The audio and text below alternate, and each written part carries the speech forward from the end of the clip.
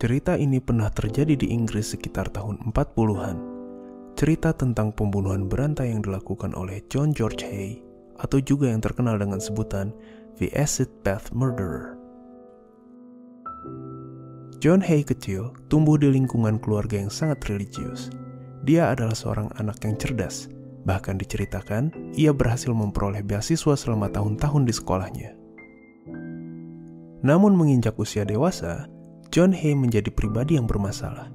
Dia pernah beberapa kali ditangkap polisi karena kasus penipuan. Karena urusan seperti inilah, maka kerabat dan keluarganya memilih untuk tidak berurusan dengannya lagi. Bahkan istrinya yang baru ia nikahi juga meninggalkannya.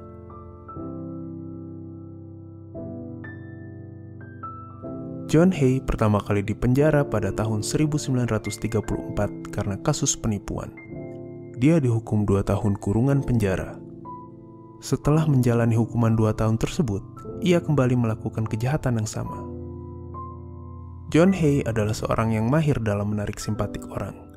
Kemampuan bergaul yang baik dan keahliannya dalam meniru tulisan dan tanda tangan orang lain dengan sangat mirip adalah kelebihan utama yang ia manfaatkan dalam semua aksi penipuannya. Namun, nasib baik tidak bertahan selamanya. Hingga akhirnya pada tahun 1939, ia kembali ditangkap dan masuk penjara dengan hukuman 4 tahun. Dalam masa-masa kehidupan penjara yang kedua ini, ia mulai memikirkan sebab kesalahan yang mengakibatkan dirinya berakhir dalam kurungan.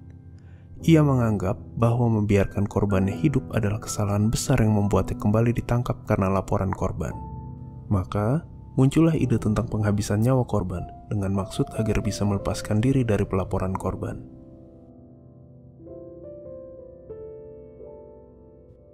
Pada masa-masa itu, ia tertarik dan terinspirasi dengan seorang pembunuh asal Prancis yang bernama Georges Alexandre Saré. Ia adalah seorang pembunuh yang pernah melakukan penghilangan jasad dengan menggunakan larutan asam sulfat pekat. Dalam waktu luangnya, ia mempelajari dan merancang metode pelarutan menggunakan larutan asam sulfat dengan menggunakan tikus sebagai percobaan. Ia mendapati bahwa dibutuhkan waktu 30 menit untuk melarutkan tikus sampai tidak bersisa. Lalu dari percobaan itu, ia memperhitungkan berapa banyak larutan asam yang dibutuhkan dan berapa lama waktu yang dibutuhkan untuk melarutkan tubuh orang dewasa. Baginya, ini adalah sebuah rencana baru yang akan segera tiba pada korban pertamanya. Sebuah rencana sempurna untuk melakukan kejahatan tanpa tertangkap lagi, pikirnya. Setelah bebas, Hay kembali bertemu dengan seorang kenalan yang dulu pernah mempekerjakannya, William Max Swan. William Max Swan adalah anak orang kaya dari seorang tuan tanah yang memiliki bisnis penyewaan properti. Tentu saja hal ini menarik perhatian Hay sejak awal, di mana selanjutnya, pada tanggal 6 September 1944, Hay bertemu dengan Max Swan di sebuah pub di Kensington. Setelah itu, Hay mengajak Max Swan untuk datang ke sebuah ruang bawah tanah di daerah Gloucester Road. Sesampainya di sana, Hay langsung memukul kepala Max Swan menggunakan pipa timah, lalu melucuti semua barang berharganya, dan kemudian memasukkan tubuhnya ke dalam drum berisi 40 galon asam sulfat pekat. Dalam 2 hari, seluruh tubuh Max Swan larut hingga tampak menjadi seperti lumpur hitam. Kemudian, Hay membuang isi drum ke lubang pembuangan air di ruang bawah tanah tersebut.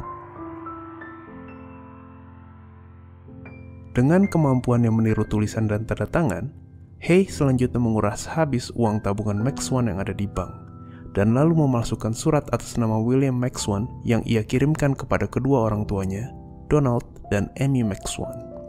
Surat itu mengatakan bahwa William Max Swan bersembunyi untuk menghindari wajib militer. Bahkan untuk memperkuat kebohongannya, Hay pun mengirimi beberapa kartu pos dari Skotlandia untuk mengabarkan bahwa seolah-olah William Max Swan dalam keadaan baik-baik saja. Pada suatu saat, kedua orang tua Max Swan mulai curiga karena putra mereka belum juga kembali ke rumah bahkan ketika wajib militer sudah usai. Maka Hay yang saat itu mulai kehabisan uang dan juga tidak ingin kejahatannya terbongkar, kemudian mengelabui Donald dan Amy Max Swan untuk datang ke tempat yang sama di sebuah ruang bawah tanah di daerah Gloucester Road dengan mengatakan bahwa anak mereka telah kembali dari Skotlandia. Pada tanggal 2 Juli 1945, Hay membunuh mereka dengan menggunakan senjata tumpul, dan lalu melarutkan jasad mereka dengan metode yang sama. Hay kemudian menjual properti miliknya dengan harga sekitar 8.000 pound dan lalu pindah ke Onslow Court Hotel di Kensington.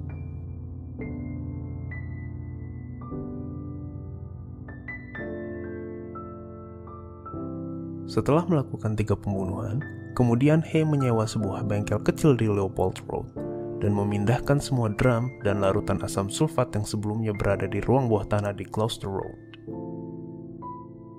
Seiring waktu berjalan, kebiasaan Hay membeli barang mewah dan kecanduannya dengan judi membuat uang yang telah diambilnya tidak bertahan lama. Ia telah menghabiskan uangnya lebih cepat dari yang ia duga. Maka, untuk mengatasi masalah keuangannya, selanjutnya ia telah menemukan dan memutuskan calon korban lain untuk dibunuh dan dirampok, yaitu Dr. Archibald Henderson dan istrinya Rosalie. Informasi tentang Dr. Archibald dan Rosalie Henderson didapatkan Hay dari halaman iklan penjualan properti di koran. Hay berpura-pura tertarik pada rumah yang mereka jual dan menawarnya dengan harga 10.500 pound. Lalu, ia diundang ke flat keluarga Henderson oleh Rosalie untuk acara permainan piano pada sebuah pesta di tempat mereka. Dalam kesempatan itu, Hay melihat sepucuk pistol milik Dr. Archibald Henderson yang kemudian ia curi, dan selanjutnya akan ia gunakan untuk melakukan kejahatan berikutnya. Dengan dalih ingin menunjukkan sebuah penemuan, maka pada tanggal 12 Februari 1948, Hay meminta Dr. Archibald Henderson untuk datang ke bengkel yang ia sewa di Leopold Road. Tidak lama setelah tiba, Hay menembak kepalanya dengan menggunakan pistol yang telah ia curi sebelumnya. Setelah itu, Hay memanggil Rosalie Henderson untuk datang ke bengkel tersebut dengan mengatakan bahwa suaminya jatuh sakit dan lalu menembak kepalanya di tempat itu. Setelah melarutkan jasad kedua pasangan itu ke dalam drum berisi larutan asam sulfat pekat, ia lalu memasukkan surat dan tanda tangan yang kemudian ia gunakan untuk menjual semua harta benda milik pasangan itu, kecuali mobil dan anjing peliharaan mereka.